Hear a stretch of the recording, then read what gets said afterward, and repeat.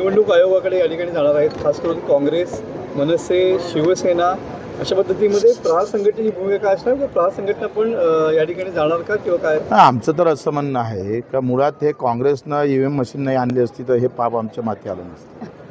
पहिली गोष्ट त्यांनी चूक केली आणि आता त्यांनी इतका फायदा घेतला का आता मत मारायला जाव का नाही जाव अशी एक व्यवस्था आणून ठेवली.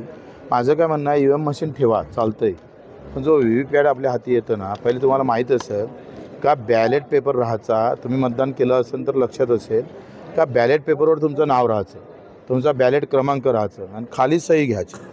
आता VVPॅटवर तसंच करा, तो हाती येतं ना, ते स्क्रीनवर दिसतं ना, तो आमच्या हाती आलं पाहिजे. खऱ्या अर्थानं प्रभू रामचंद्राचे भक्त मोदीजी असन तर, ते भक्त असन तर, नसन तर ते करणारच नाही. ते भक्त असन तर म्हणतो मी.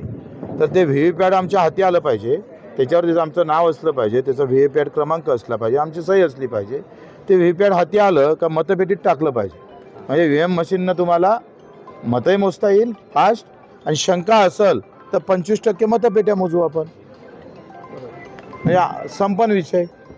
म्हणजे आज तुम्ही सांगा, सर्वसामान्य माणसाचा अधिकार आहे, माझं मत कुठं गेलं हे दाखवतच येत नाही सरकारले, निवडणूक आयोगाले. निवडणूक आयोग तर म्हणजे काय, भाजपच्या कार्यालयातून चालतं, दुसरं कुठं आहे? म्हणजे मला तर मी मागं असं म्हटलं का आता निवडणुका घेणं बंद करा, कशाला जिल्हा परिषदची शाळा ठेवत आहे, BJPच्या कार्यालयातच ठेव ना केंद्र, लोक मारत जाईन बट तुम्ही जाहीर करत जा. शिवसेना आणि मनसेच्या युती होण्यासंदर्भात संकेत मिळत आहेत, पण याच्याबरोबरच यासोबतच काँग्रेसला बरोबर घ्यावं अशा संदर्भातले मतप्रवाह पुढे येतात असं दिसतंय. मनसेचा सुद्धा प्रवाह असं संजय राऊत म्हणतात. काय उत्तर दिलेलं आहे? आता अजेंडा काय आहे? झेंडा जरी असला तर अजेंडा काय आहे? इकडे राज ठाकरे साहेब म्हणून मराठीचा बाणा, आणि काँग्रेस पूर्ण राज्यात मराठीचा विषय घेऊन जाऊ शकत नाही, कारण बाहेर राज्यात काँग्रेसला घाटा होईल. आता अशा सगळ्या अडचणीत फसलेला आहे.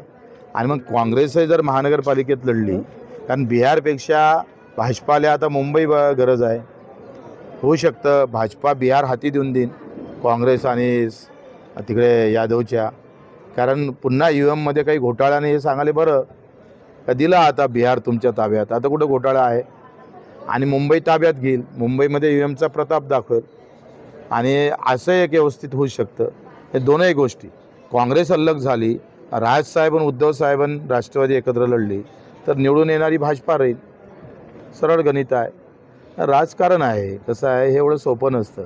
जसं वरून असते ना, तसं कधीच ते अंदर नसते. डिजिटलला लाईक करा, शेअर करा, सबस्क्राईब करा आणि बेल आयकॉन दाबायला विसरू नका. Times digital.